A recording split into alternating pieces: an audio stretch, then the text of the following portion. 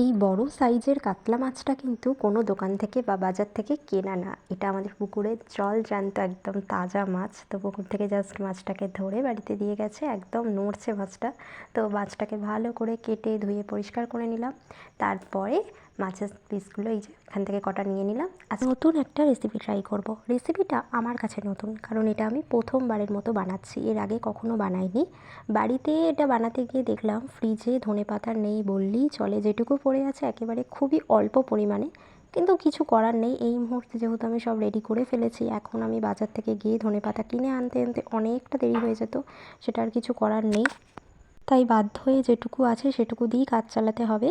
আমি প্রথমে মাছগুলো কড়াইতে ভেজে নিয়েছি, তারপরে তেলের মধ্যে গোটা জিরে দিয়ে দিয়েছি, আর এখন ওই পেস্ট করে রাখা মশলাটাও দিয়ে দিলাম। আর সাথে এই টক দই, এটার মধ্যে আমি একদম বাড়ির ঘরোয়া মশলা দিয়েছি, আর সাথে একটুখানি চিনি দিয়েছিলাম। দিয়ে একবার মশলাটাকে সুন্দর করে কষিয়ে নেব। সব থেকে বড় ব্যাপার হচ্ছে আজকে আমি বানাতে চলেছি কি সেটাই তো বললাম না। আজকে বানাতে চলেছি ধনিয়া কাতলা। এর আগে ধনিয়া চিকেন বানিয়েছিলাম, তো এবার প্রথমবারের মতো বানালাম ধনিয়া কাতলা। রান্নাটা এতটাই ভালো হয়েছিল, আমার ইচ্ছা আছে এটা নেক্সট টাইম আবার ট্রাই করব, কারণ আমি একটা রান্না দ্বিতীয়বার আর রান্না করতে ইচ্ছা করে না আমার, তবে এটা আমি অবশ্যই করব।